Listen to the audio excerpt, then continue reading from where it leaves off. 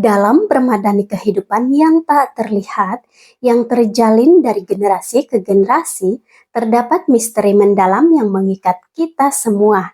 Kekuatan karma yang penuh teka-teki, hari ini kita mulai perjalanan mistik melampaui tabir hal-hal biasa, menjalani kebijaksanaan kuno, karma keluarga. Benang tak kasat mata ini yang terjalin dari tindakan dan keputusan nenek moyang kita membawa beban yang lebih berat ditanggung oleh sebagian dari kita melalui kabut waktu. Orang-orang terpilih ini menavigasi jaringan hutang dan berkat rohani yang rumit yang diwariskan dari generasi ke generasi.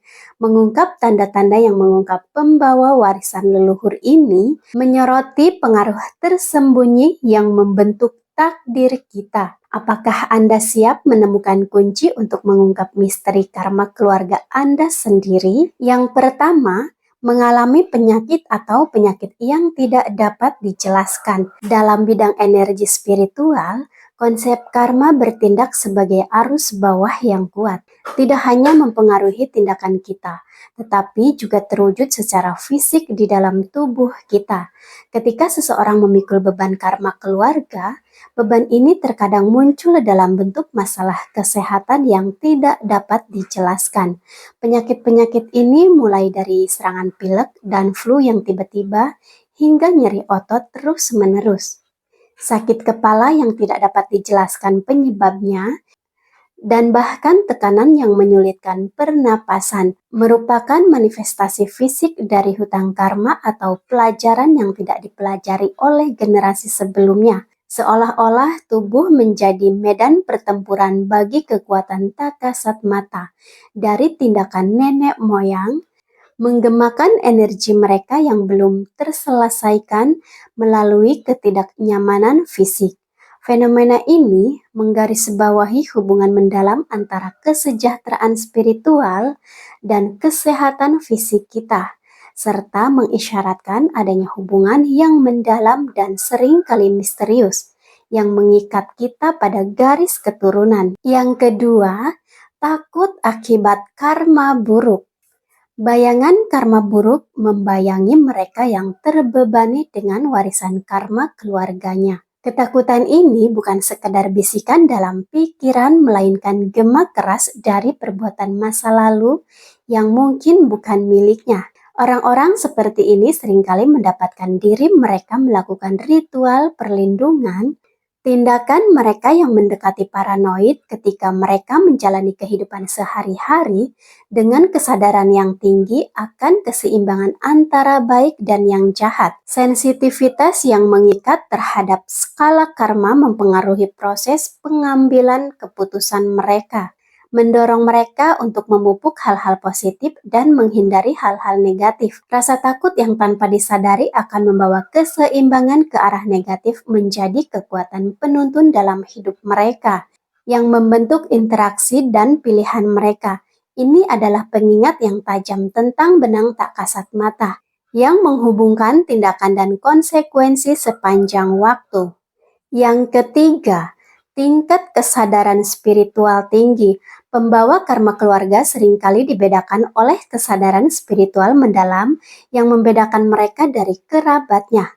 Sensitivitas yang meningkat terhadap dunia gaib memungkinkan mereka untuk merasakan dan berinteraksi dengan energi yang tidak diperhatikan oleh orang lain, seolah-olah mereka memiliki kompas bawaan yang menavigasi alam spiritual, menghubungkan mereka lebih dalam dengan misteri keberadaan. Hubungan ini merupakan anugerah sekaligus beban, membekali mereka dengan kemampuan merasakan kehadiran energi yang belum terselesaikan dan tanggung jawab untuk mengatasinya. Kecakapan spiritual mereka bukan sekedar atribut pribadi, namun merupakan mercusuar yang memandu perjalanan keluarga mereka menuju penyelesaian karma. Yang keempat, secara tidak sengaja terlibat dalam urusan keluarga. Bagi mereka yang membawa beban karma keluarga, keterlibatan dalam konflik dan drama keluarga seringkali bukanlah sebuah pilihan, melainkan sebuah takdir. Mereka mendapati diri mereka terseret di tengah badai, tempat kekacauan dari generasi ke generasi, mencari penyelesaian. Hal-hal ganjil dan ganjil ini bukan sekedar kebetulan, melainkan tugas karma yang menuntut perhatian dan penyelesaiannya. Pembawa menjadi mediator, penyembuh, atau terkadang bahkan kambing hitam yang mewujudkan karma, yang mencari ekspresi dan penyelesaian. Peran ini penuh tantangan namun penting dalam proses penyembuhan dan memutus siklus hutang karma yang menjerat garis keturunan mereka. Yang kelima, mengenali pola berulang. Sebagai seorang pengamat yang jeli terhadap pola kehidupan yang rumit, pembawa karma ini memiliki kemampuan luar biasa untuk mengenali perilaku berulang yang mengganggu keluarga mereka. Pola-pola ini yang seringkali bersifat destruktif atau membatasi, bukan sekedar kebiasaan, namun merupakan cerminan dari persoalan-persoalan yang belum terselesaikan dan berlangsung dari generasi ke generasi. Realisasi dari pola-pola ini merupakan seruan untuk bertindak, sebuah ajakan untuk campur tangan dan mengubah nasib keluarga mereka. Dengan mengidentifikasi dan mengatasi tema-tema yang berulang ini, setiap individu mengambil peran yang jauh lebih besar dari mereka sendiri, menjadi agen perubahan dan evolusi bagi garis keturunan mereka. Ini adalah jalan yang menuntut keberanian, karena ini melibatkan menghadapi bayang-bayang masa lalu untuk menerangi masa depan. Yang keenam, merasa tidak dimiliki. Sensasi menjadi orang luar dalam keluarga sendiri merupakan ciri khas mereka yang terbebani karma keluarga. Perasaan terasing ini bukan berasal dari kurangnya cinta atau koneksi, melainkan dari kesadaran yang mendalam akan perbedaan peran dan tujuan mereka dalam keluarga. Sifat, perspektif, dan kepekaan mereka yang unik membedakan mereka, menyoroti takdir mereka untuk menjembatani masa lalu dan masa depan. Kesendirian eksistensial ini merupakan sebuah tantangan sekaligus anugerah, karena hal ini menggarisbawahi jalan unik yang harus mereka lalui, membawa obor transformasi bagi garis keturunan mereka. Yang ketujuh, khawatir melewati beban. Salah satu aspek paling pedih dalam menjalankan karma keluarga adalah kepedulian terhadap generasi mendatang.